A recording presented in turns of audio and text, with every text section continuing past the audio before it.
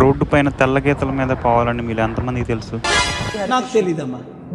ఈ ఎండాకాలం తిరుగుడికి అందరికీ స్వాగతం. ఇప్పుడు బయట ఎండ 39 డిగ్రీలు కాబట్టి మనం తిరిగే టైం.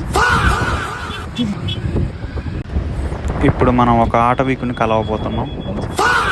ఆ ఆటవీకుడు మొక్కపాడు గ్రామంలో సంచరిస్తున్నాడని మనకి ఇంటెలిజెన్స్ నుంచి రిపోర్ట్ వచ్చింది.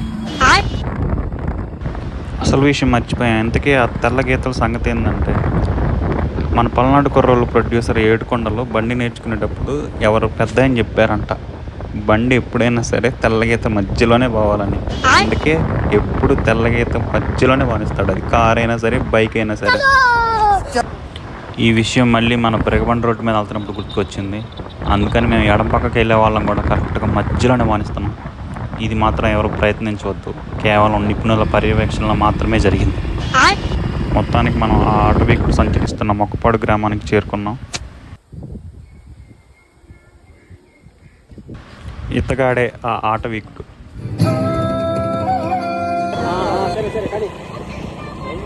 ఈ ఆటవీకుని ఎక్కించుకొని మన ప్రయాణం మళ్ళీ కొనసాగించాం.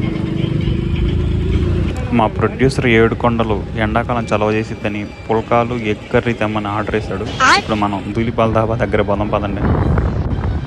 దాబా దగ్గరికి అయితే వచ్చేసాం.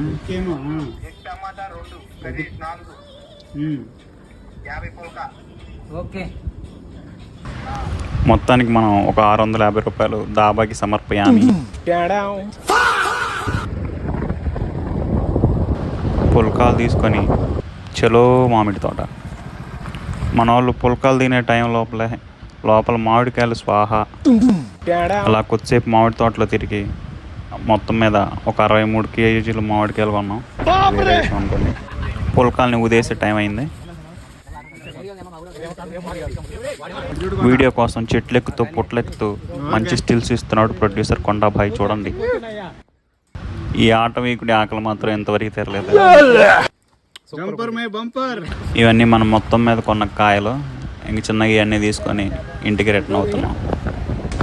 మళ్ళీ ఇంకో ఎండాకాలం తిరుగుడు వీడియోలో మళ్ళీ కలుద్దాం. అందరికీ శుక్రియ.